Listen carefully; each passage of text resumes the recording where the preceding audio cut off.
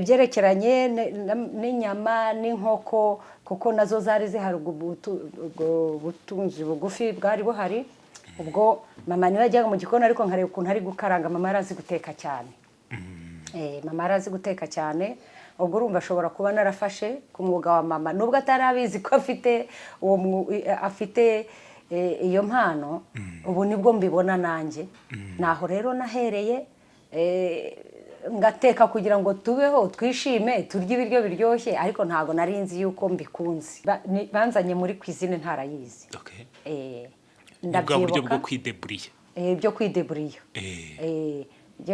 twebwe muri Congo twavuga ngo ni article 15 debriez-vous article 15 hari aho bituruka hari aho ako kajambo katurutse kuri Mobutu wari perezida wa Zaire noneho je nasanze ndi gukorera umuntu umwe wo muri Haiti ko murakoze cyane mpaye ikaze inshuti zanjye abakunzi banjye bari mu Rwanda DRC Congo abari inshuti zanjye ziri Australia abakunzi banjye bari Texas ngira y'inshuti bishimira ibikorwa byanjye mwese mbahaye ikaze Kigali Karongi mbahaye ikaze mwese wagenze amahanga kabisa yatujye kugana rero na mama Ivona abantu benshi bazi nka mama Baraka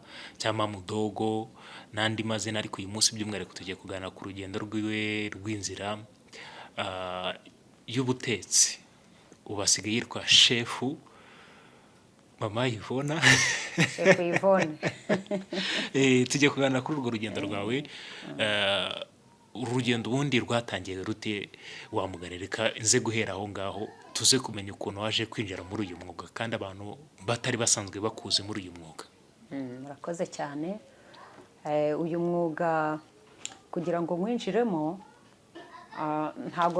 ntabwo byapfuye kuza gusa ahubwo kugira ngo winjire mu kintu nuko ubanza kugikunda cyangwa se ukabyisangamo utanabizi yuko uzabikunda rero kuva kera nkiri umwana mutoya ntangiye kumenya nko guteka nahimbaga guteka natangiriye ku mboga ahantu twari turi cyangwa se ahantu twabyirukiye abantu babaga bafite imirima ino babyita ngo ni amajardin ariko nko mu giturage hari igihe baba babifite ariko ntibabishakire n'izina twe rero twari dufite ahantu twahingaga ibitunguru bya poiro na za onyo munsi y'urugo hari inzuzi zahoragaho ndabyibuka rwose zahoragaho ubwo nashatse kuvuga ibihaza kwa kundi murya igihaza mukajugunya nka munsi y'urugo kikimeza nakundaga kubona mama akunda gusoroma izo mboga akazishyira hejuru y'ibishyimbo arabikundaga cyane hari n'utundi tuntu twera ku bihaza numvaga abyita ngo ni ubututu twa yellow cyangwa se tw'umuhondo nkajya mbireba byose nkabikurikira ariko nsimenye ibintu mama ari gukora hanyuma nari nkiri muto ariko uko ngenda nigira hejuru ngenda umwana wa gatanu iwacu nimbyari ya gatanu imbere yanjye habagayo sister agakora imirimo ye yihuta akagenda akajya mu yindi nge rero agiye segondere nisanga nanjye ari usigaranye iyo mirimo negeranya buri kintu cyose rero nabonanye mama n'ibyo nabonanye sister mukuru ndabyegeranya nge mbikora mu buryo butandukanye fata za mboga yagendaga kuzana ubwo nahereye nko ku mboga z'ibihaza nkazicuma nitonze nkavuga ngo donc nkazikora mu buryo ziri buze kuryoha nkuko nabiteganije nisanga rero ntabikora nkabo ariko ngashakisha uburyo urumva nta kondima ziba mu giturage cyangwa se ibirungo ubwo ndavuga icyaro cyaho navukiye Kongo nkunda kubiganira nta soni bintera noneho kugira ngo uzabone ibirungo cyangwa se amavuta ni ugutekesha amamesa kugira ngo umenye ko uri umuntu mbese nawe ubarizwa mu bantu basobanutse ni uko waguraga amavuta y'ahantu bitaga Kisangani amavuta yaturukaga Kisangani ayo rero bayacuruzaga bitandukanye n'ayandi ubwo yabaga ari amavuta meza ate mwitaga mwitaga y'amamesa amamesa hari amavuta y'amamesa yaturukaga Kisangani ayandi yaturukaga ahantu bitaga Isiro abari kubyumva neza abazayirwa bari kubyumva ndabacuhuje ubwo amamesa y'Isiro na ya Kisangani yabaga atandukanye kugira rero nawe hari umuntu ujya kugura ikintu agapfa kugura gusa basi ngende nteke nirire hari n'ujya kugura akabanza agashishoza none se yose yanukaga kimwe arya bavuga kunuka kumwe umuntu ateka ibintu by'ibiribwa ntibinuka birahumura binuka iyo byangiritse ntabwo yahumuraga kimwe ntiyanasaga no kuyareba gutya ntabwo yasaga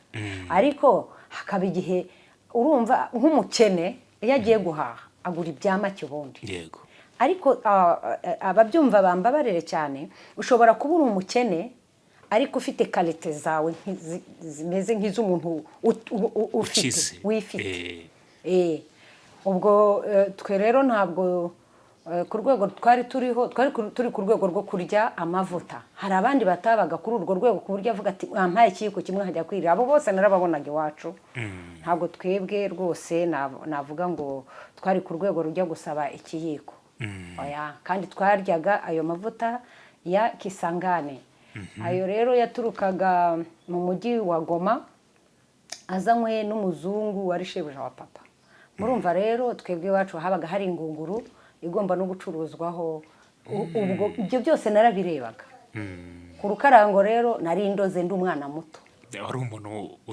umubi cyane nukavuga muri iki gihe nari umuhatari nari umutre hatari kuko ndabyibuka muri ibyo nakundaga iyo twabonaga abashyitsi b'abanyeshuri cyane cyane bavuye mu masegonderi bazanye na basaza bacu bakuru kuko twebwe imbere yanjye hari abahungu wari imbere w'umukobwa urumva ni sister we yaramaze no kujya na segonderi ubwo rero iyo bazanaga abandi banyeshuri ubwo nariyaranjaga ngateka igihembe neza ubwo nyine nkako ntageze igihembe n'ibyo bishyimbo byaga bitonoye ibishyimbo bitonoye cya gishirwa cyabyo ibyerekeranye n'inyama n'inkoko kuko nazo zari zihari ubwo butunzi bugufi bwari buhari ubwo mama niwe yajyaga mu gikoni ariko nkareba ukuntu ari gukaranga mama yarazi guteka cyane mama yarazi guteka cyane ubwo urumva ashobora kuba narafashe ku mwuga wa mama nubwo atarabizi ko afite iyo mpano ubu nibwo mbibona nanjye naho rero nahereye ngateka kugira ngo tubeho twishime turye ibiryo biryoshye ariko ntago narinzi yuko mbikunze ibyo ngibyo umuntu wese abyumvise yakumva ko ari ya mirimo abana basanzwe batozwa ariko noneho uyu munsi bari kubona ko ikiganiro cy'uyu munsi kirihariye waje wambaye imyenda y'abashefu kwiziniye arya nuko babivuga aho ni ikintu kitariho ni ingofero kuko ingofero niba ari Rwandeya niba ari iki niho harimo iyobera wenda ariko ubwo abantu uri bwaze ko asaba impamvu wahisemo kwambara ingofero utambaye igendanye n'iyo myenda iyi ngofero ni nshyashya ndayiharaye ni nshyashya ariko urabona ko ni nziza mushuti wanjye arazicuruza afite objet d'art abazayishaka bazambwira ariko impamvu nambaye gutya just nabishatse gusa kwambara gutya no kwamamaza Visit Rwanda no kwamamaza bisanzwe yego noneho reka dukomeze urugendo rwawe icyumvikana nuko tugiye kuganira nawe ku nzira cyangwa ku mwuga muri iki gihe uri kubarizwamo wo kuba uteka mu birori bigiye bitandukanye uri umushefu nyine wabigize umwuga. Aho ngaho umaze kuba wakora nk'uko umaze kubidusobanurira, uko byumvikana ntabwo umuntu ukiri mutoya cyane imyaka yiwe nk'iyo ngiyo ashobora kwisanga uvuga uti ngo akunda guteka kuko abana bose ni rusange niyo mirimo bisangamo.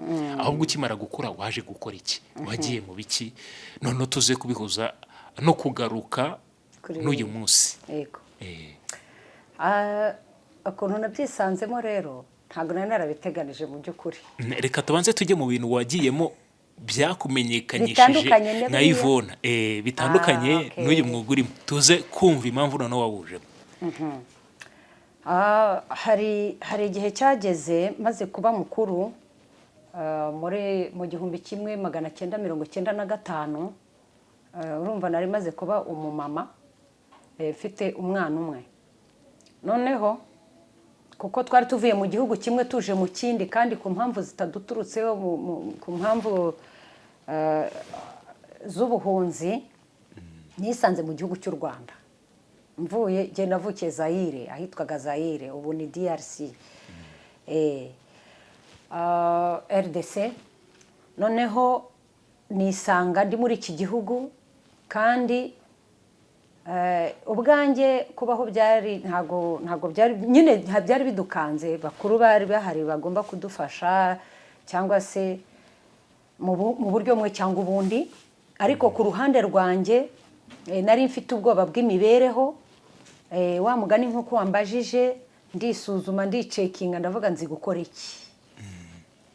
Nari mfite nivo ntoya y'amashuri, nari mfite nivo ntoya cyane cyane. Wa gatatu, ikintu nari mfite nabashaga kwisobanura mu Gifaransa, mu Giswahili no mu Lingala. Yego. Ubu Lingala rurivuga? Ndarihumeka kabisa. Nalobaka yango. Ubwo bivuze? Mvuga Lingala. Ubwo bivuze iki byo? Nalobaka yango, mvuga urwo rurimi rw'Lingala. Ndacyarwibuka, ni kera ariko ndacyabyibuka. Mbasha kwisobanura. Nibyo narinzi.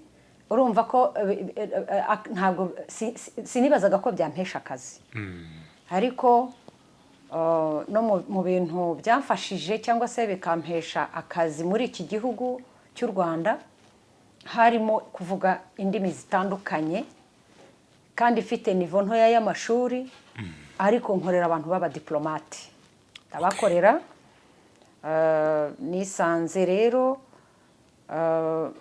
Nisanze ndi gukorana n'abantu b'abanyamahanga, yego, bo muri Tribunal International. Nisanga ndi kubakorera, kandi ngomba kuvugana nabo Igifaransa, kuko nicyo basanze mbasha kuvugana nabo. Bo bavugaga Igifaransa n'Icyongereza, ariko jewe rwa rurimi rw'Igifaransa ruramfasha, kitari cyinshi ariko mbasha kukivuga. N'ubu mvuga Igifaransa cyiza jewe. Yego. Ubwo mwakoranye mu biki mwakoranagamo? Banzanye muri cuisine ntarayizi. Ndabyibuka. Ubwo buryo bwo kwideburiya? Byo kwideburiya. Twebwe muri Congo twavuga ngo ni article 15. Debriez-vous article 15. Hari aho bituruka, hari aho ako kajambo katurutse kuri Mobutu, wari perezida wa Zaire. Noneho je nasanze ndi gukorera umuntu umwe wo muri Haiti. Ni umwirabura uwo nguwo, niwe nakoreye bwa mbere. Ashaka umuntu ujya umutekera? Akaza akarya, ndamubwira jewe rero yarambaje tuzi gukora ibiki, cuisine uzi ni iyihe. Hari umuntu wari wanshutse ambwiye, kuko we n'ibintu by'ama interview ngiye ntabyo narinzi. Ubu ngubu ntabwo wambeshya, ariko kiragiye ntabyo narinzi. Arambwira ati ubundi uzi gukora iki? Ubwo bari bambwiye ati umubwire ko uzi gukora cuisine africaine. Ntayo narinzi mu by'ukuri, ariko nahise numva ni cuisine africaine. Se ni none si niba mbaza ngo ibirenze, atumubwire ko uzi gukaranga ibishyimbo, uzi guteka n'isombe, ati uzi gukaranga n'ubunyobwa. Ni ibintu bitatu yari yambwiye, ndabizirikana nze kubimubwira mu Gifaransa. Izo nizo zari indyo sirimu muri icyo gihe? Oya, we yateganyaga yuko bari bumpe interview. Noneho ne kuba umuburanaje, ntibambaze ngo mbura icyo mvuga. Yego. Uwo rero namukoreye iminsi 25. Ukwezi kwenda? Ntabwo kwari kuzuye, baranyirukana. yaranyirukanye nari namenye casserole à pression icyo kiganiro nigeze kugitanga nanone ariko nari namenye ni isafuriya y'umwuka ubwo niko navuga anyigisha uburyo ngomba kuyikoresha ariko ndayimena kuri uwo munsi wa 25 ntiyanshyiriramo imiyaga aravuga ati rero taha narakwigishije ntiwabyumvise taha ariko mama ntabwo nigeze mwanga icyambere yarampoye ukuri kandi arakumbwira ariko mu mutima ndamugaya naramugaye kuko naravuze nti ese kubera iki hatihanganye ko hari ibindi nari maze kumenya bitarimo iyo casserole à pression numva nanze kwizine numva sinyishimiye ndavuga n'ubundi simbikunze kabisa naho rero nahereye ndavuga kumbe aka kazi ko narinzi ko gasuzuguritse kumbe umuntu abasha kunyirukana nari mbonye amafaranga yari menshi nako ndi gukora amafaranga menshi icyo gihe ubwo ni nkanga yaguhembaga hari muri 90 hari muri 97 muri 97 rero mu ntangiro z'uwo mwaka ibihumbi 30 byari byinshi yari menshi cyane kuko njye nishagiraga cyantunga kikantungira n'umuryango n'umuntu ushaka donc gatunga amafaranga mu by'ukuri ntabwo nabwirwaga ngo mburara ariko nari nkeneye gukora nari muto nari noje imyaka 21 urumva ko nari mfite imbaraga 21 utangira guhembwa 30 mbere yaho bwo nigeze ko gutanga icyo kiganiro cy'indi mirimo nakoraga narabanje ndacuruza ariko nisanga mu mujyi wa Kigali nisanze mu mujyi wa Kigali kandi njye ni n'umuntu wakansabye rwose igese nari kubaca kwisabira akazi ariko uwo mushahara wa mugani unkundisha ndavuga kumbe aka kazi gashobora gutunga umuntu suko nari ngakunze ariko numvise kabasha gutunga umuntu muri uwo mwaka rero habayemo ibintu byinshi mu mwaka muri 97 habayemo ibintu byinshi kuko muri uwo mwaka nibwo namenyekanye n'undi muntu w'umunyarwanda kazi ukora n'ubundi muri iyo TPIR cyangwa se Tribunal International noneho uwo nguwo nawe aravuga ati niba wakoraga kuri uriya mudamu kuko mudamu yari umuyobozi sindi bumuvuge mu mazina aravuga ati niba warabashaga gutekera uriya mudamu n'ubwirasi agira niko yambwiye atuzaze ngo hakaze uzampemba ngahe ati nzaguhaye yaguhaga kire kintu ngikundira abanyarwanda cyane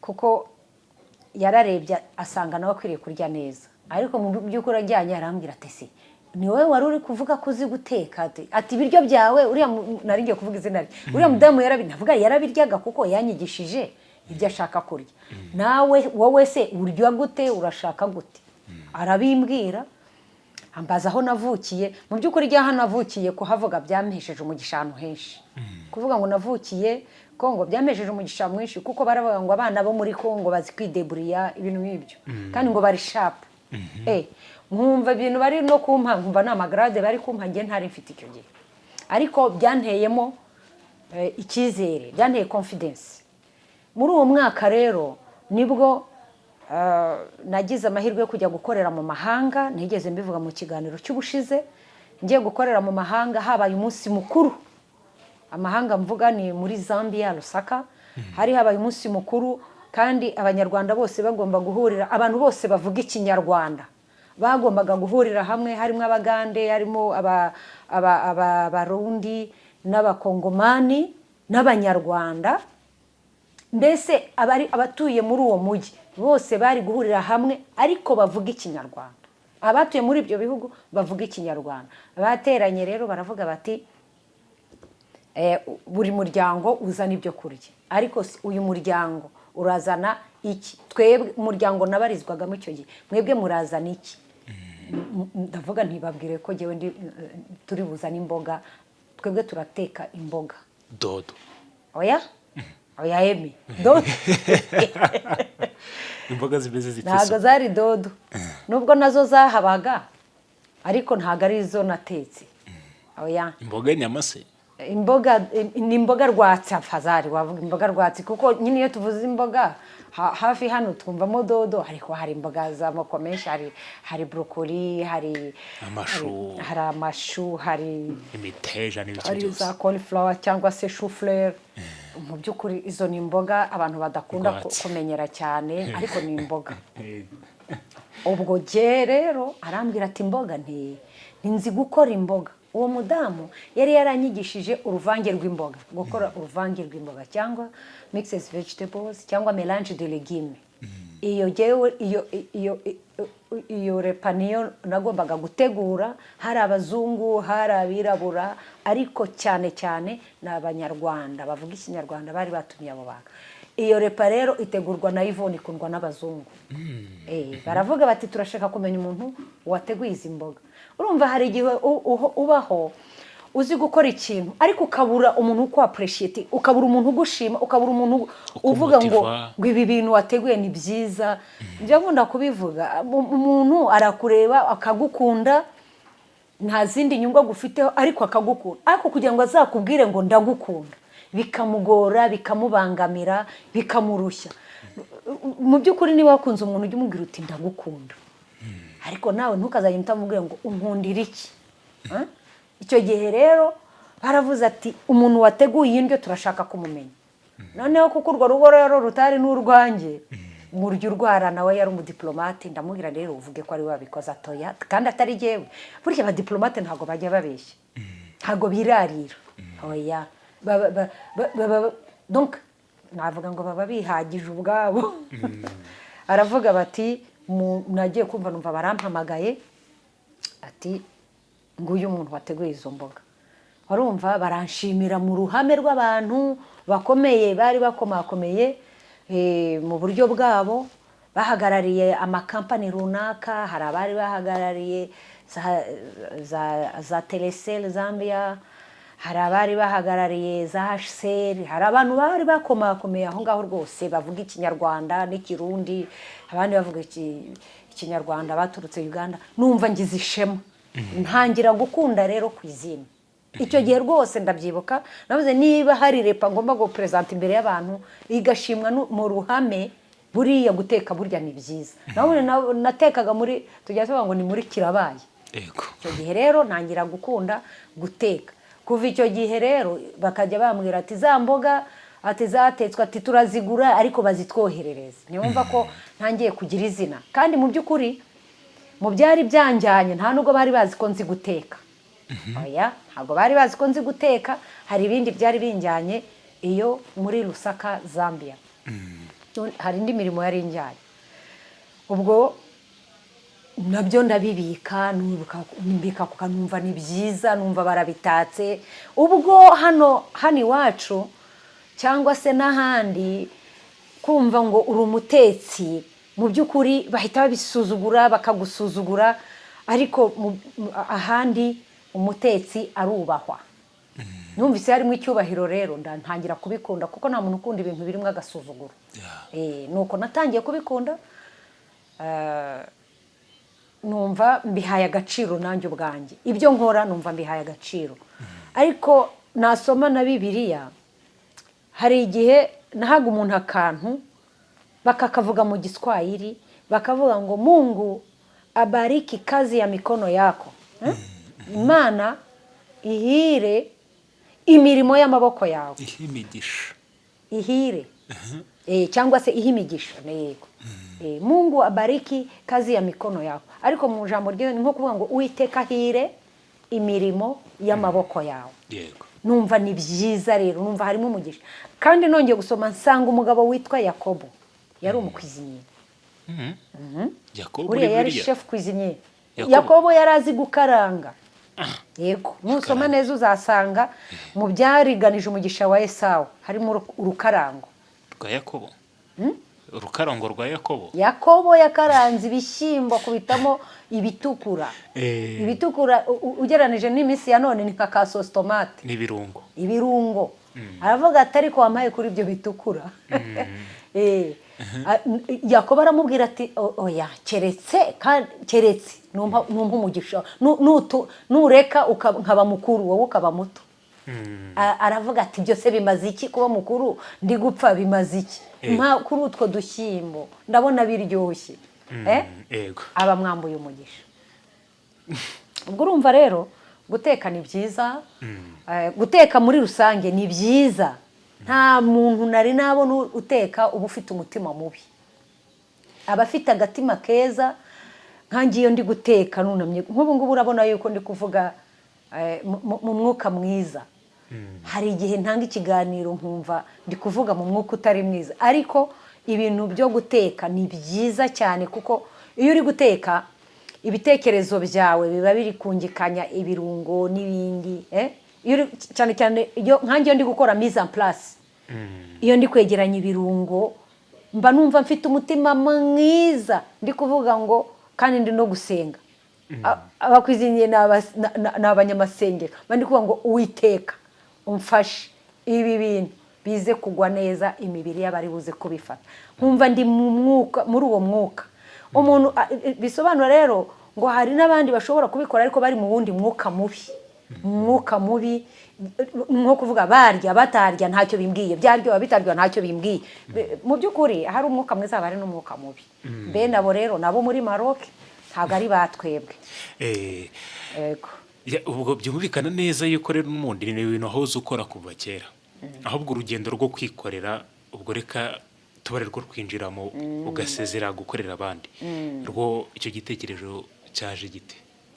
icyo gitekerezo uko cyaje, mu by'ukuri gukorera undi muntu uhembwa ku kwezi biraryoha, kuko numvaga nta bindi nashobora.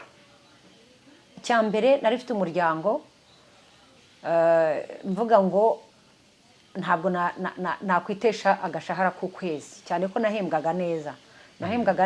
nahembwaga amadolari y'amanyamerika. urumva navuye mu birabura njya gukorera abazungu, bakorera imyaka 20, ubu mbakorera imyaka 20, nabakorera imyaka 24.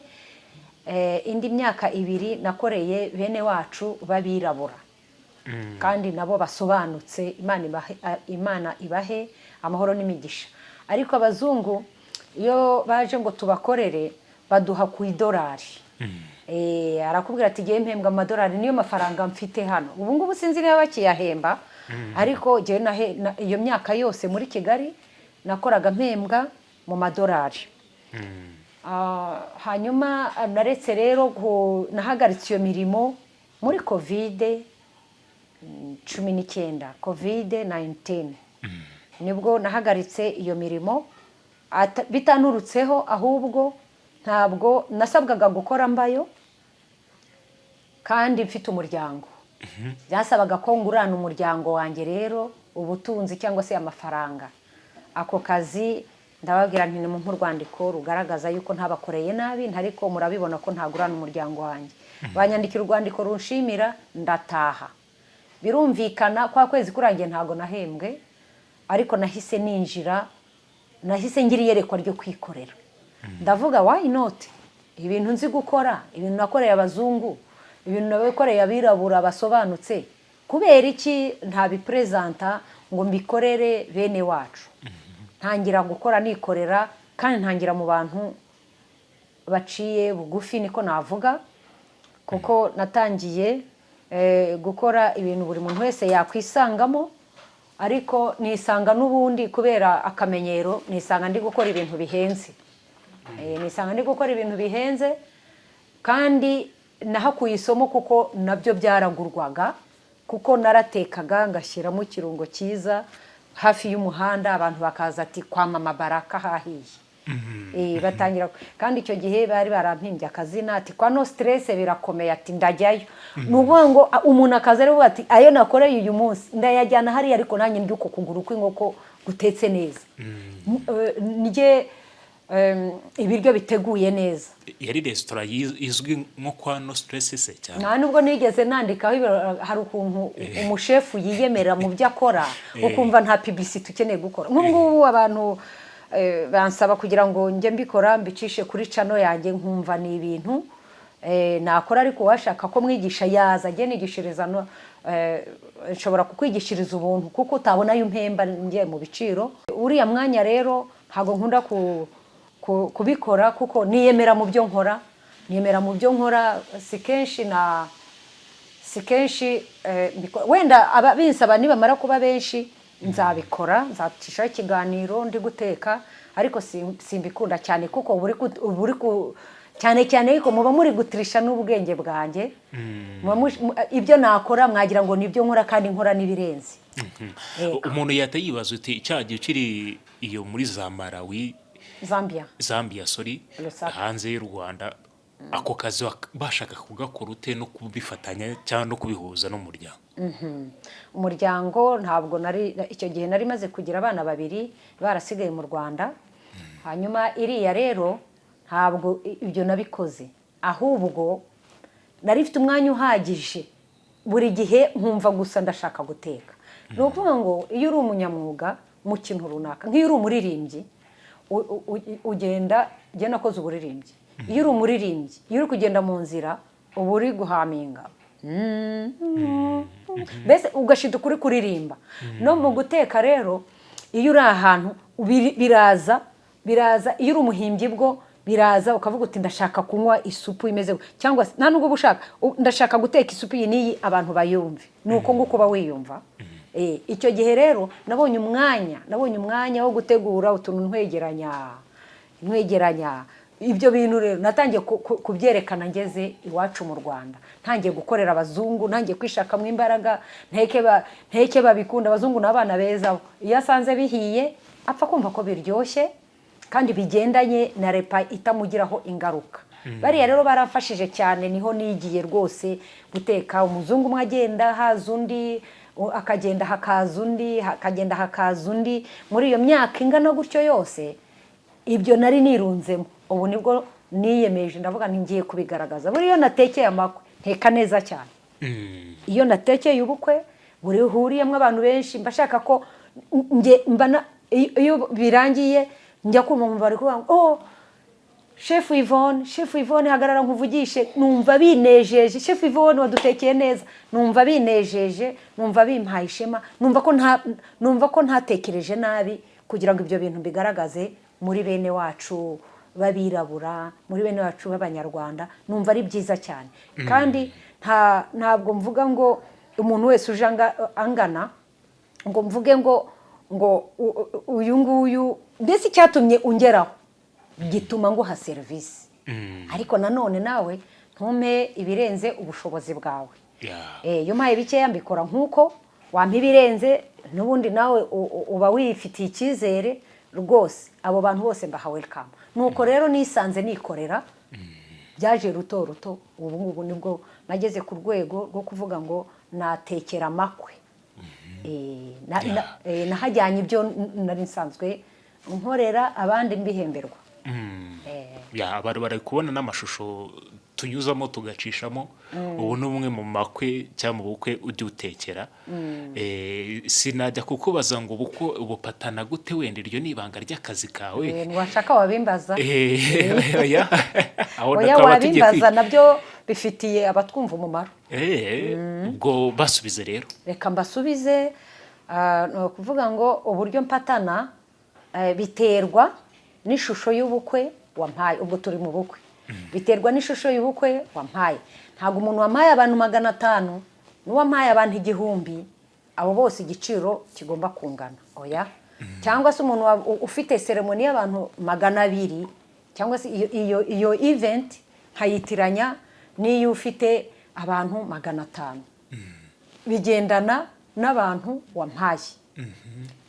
bisobanura ngo buri muntu wese abyisangamo ubu nk'umuntu wakoze graduation ndamukorera ndanabashimira abana bajya bangira ikizere akavuga ngo barashaka ko abashyitsi babo barya neza ubwo n'ubundi nyiri birori no gutegeka indyo akeneye muri ubwo bukwe cyangwa muri ibyo birori bye mwipatana ambwira uko ashatse njye nk'umunyamwuga ngakora ikiri buze kumunezeza we arambwira ati ashobora kumbwira ati ku ipla y'umuntu y'umutumirwa wanjye ndashakaho ni urugero ndashakaho umuceri w'ipilawu, ndashakaho umuceri w'umweru, ndashakaho cyane cyane dufokasinga ku bintu bihenze. Mu bintu bihenze rero ni akaboga. Iyo avuze ati ndashaka ko hazaho inyama z'inka n'inyama z'inkoko, uwo ni umwe. Hari uvuga ati wongereho n'ifi, hari n'uvuga ati icyo nshaka ni uko pura iraba yuzuye iriho amoko yose y'inyama, iriho amoko y'amafi. Ubwo twahita tujya gushaka n'imbuta, ku bakunda imbuta. Mbese biterwa n'icyifuzo cyawe. Ngahita rero nkubwira amafaranga agendanye n'iyo pura imeze gutyo. Nicyo nanjye guhita nkubaza ariko gisubiza. Reka wenda tugane no ku musozo, n'abantu bifuza kuba bazakorana nawe bazanakugane mu buryo bworoshye cyane. Imyaka isaga irenga 6 umazemo ukora bino bintu, ni experience ndende ngari. Abantu benshi bakugirira icyizere. Burana n'ikintu kiryoha. Hari umuntu umwe wigeze kuvuga ko buriya ngo umushefu mwiza mu bashefu nupatana n'igitsina gore. Ariko so ko bamamaza n'iki ni uko uwo muntu yivugiye. Nshaka twamamaza abagore n'abana beza rega. Kandi Imana imumugisha nubwo ntamuzi. Ibikoresho byose, ibintu byose nyenerwa, wowe ubyimenyeye upatana na nyiri ibirori gusa akakubwira ati pura yanjye mupatana mu buryo bw'ipura, akakubwira n'umubare w'abantu. Oya si pura gusa, ambwira umubare w'abantu, akambwira ampa ishusho y'ipura, njye nkagenda kwihinga ku buryo iyo pura uri buyiryeho azagaruka, akandangira n'undi. Sibyo? Ibyo ni 2 nari mvuze. Ikindi ni ibikoresho. Ibikoresho tugira ibikoresho bitandukanye. Hari umbwira ati ndashaka yuko ibikoresho wakoresheje mwa buriya bukwe ari byo nanjye ukoresha mu bukwe bwanjye. Ndashaka yuko se biriya bikoresho wakoresha mwa buriya bukwe ntuzabikoresha, ahubwo uzampereze ibimeze gutya. Wakakwihera designer yabyo. Ego. Ibyo byose rero ni njye ubiyobora, ni njye ubitegeka. Icyangombwa ni uko yubahirije ibyo twavuganye. Ya pura rero turayigarukaho, niyo imuhesha menu yampaye cyangwa se njyewe namuhaye, niyo burya impesha uburyo bwo kumufakitira ntamuhutaje kandi muhaye ibyo yifuza. Yego. Ubwo umuntu yifuza kuba yakubona aho mukorera cyangwa yanakubona ati byakoroha no kukubona akazakuvugisha, wenda nibyo byaba byiza kurushaho. Niba hari n'undi mwihariko wenda ubu narimo naho nta kibazo wadusangiza. Ubundi jewe mbaha nimero, kandi catering yanjye yitwa Lux Bite Catering. Lux Bite Catering. Ni nimero rero yanjye iri kuri channel yanjye 0788 44 25 54. Mboneraho no kubwira abantu bambuze, abantu batamperuka, abantu bamperuka mfite imyaka 21, abantu bamperuka mfite 30. Ubu abo bantu bose ahangaha babasha kumbona mu buryo bworoheje, kuko n'abanzi kera banzi nk'umutetsi, banzi ko kabisa guteka bishoboye ndi nawe nza mu bambere, nge niyita number 1 mu guteka. Ikindi kandi kuri customer care rwose ntawagira impungenge, kuko abantu benshi basanzwe bazi ko ngira imico myiza. Yangira imico myiza, nteka neza, nteka ibiryo biryoshye. Mu by'ukuri urumva yuko nta muntu wavuga ko genda umuntu mubi. Kubwo abantu bakugane, bagushake, mukorane mu birori bigiye bitandukanye, uzabahereza izo serivisi ziba ari nziza cyane. Ubwo rero turi kugana na Mama Yvonne ku rugendo rwe rwo kwinjira muri uyu mwuga. Mwumvise yuko ari kuva kera, ni ibintu amazemo igihe kinini. Reka tugane ku musozo. Kuri Ndanyuzwe abantu baho ubahishiye iki rero? Kuri Ndanyuzwe abantu baho nababwira ngo ntabwo nzongera kuzajya ntinda cyane kuko inzitizi nari mfite ubu ntazigihari, muzajya mumbona ku buryo bworoheje, muzajya munkurikira ku buryo bworoheje, ariko namwe kugira ngo muzajye mumbona kenshi mujye mukora subscribe, like, share na comment. Iyo umpaye comment ukavuga uti ahangaha rwose ndifuza ibi n'ibi, nk'ubu ngubu muri comment niho duhurira n'aba diaspora. Niho duhurira n'aba diaspora. Aba diaspora dukunda turabakunda kuko niyo baje baza bafite akadolari, bariya niwe batubwira ati twebwe turashaka dukora ibintu byiza, ubundi utubwire natwe twipange sawa sawa. Bariya rero ndabakunda cyane kuko ntago baturushya cyane. N'abacu batari aba diaspora, hari abantu rwose basobanutse, araza akavuga ati ngewe icyo nshaka ni ukunyakirira abantu banjye. Hari nkuza akakubwira ati rero mfite, akakubwira udufaranga duke, akavuga ngo nahariya ngo haze kubonekamo ngo n'umubariste ngo ni rwose iyo utangiye kuduhereza imirimo myinshi kandi utari buduhe ku gafaranga nibwo bavuga ngo uriya muntu ngo arahenda. Ntabwo duhenda kuko tuba dushaka kugira ngo tubakorere neza, ariko natwe twe kuva mu kazi. Twe kuva mu kazi. Nubona dusa n'abananiranywe tugapatana, iyo mbonye utampaye akazi mbona ko nawe byakugoye kandi birumvikana. Ariko ubundi ikintu twababwira, ntimugatinya abashefu, usibye nanjye n'abandi dufatanye, ntimukadutinye. Dukunda ubukwe kuko turi abana b'Imana, turi abakristo, turakijijwe. Ubukwe ni bwiza, ubukwe ni umuhango wera, ngenda nabikunda cyane. Iyo wantumiye mu bukwe bwa nditanga cyane, nta navuga nanjye ndatwerera.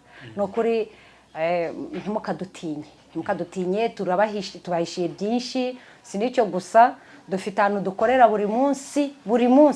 Udushatse rero wadushakira kuri Luxbite Catering. Hano dukorera muri Kacyiru Kanserege. Telefone niyo, washatse rwose wavuga ngo tubikuzanira mu rugo ufite abashyitsi, wavuga uti mfite event runaka, rwose turabikuzanira tukabikugereza mu rugo nkuko wabyifuza. Abashimiye rero, murakoze cyane, mwakoze kudutega amatwi, kandi dushimiye na Emi, Imana iguhe umugisha cyane. Muzajye muza n'abadukeneye, turahari kugira ngo mutuganirize kuri Ndanyuzwe TV official.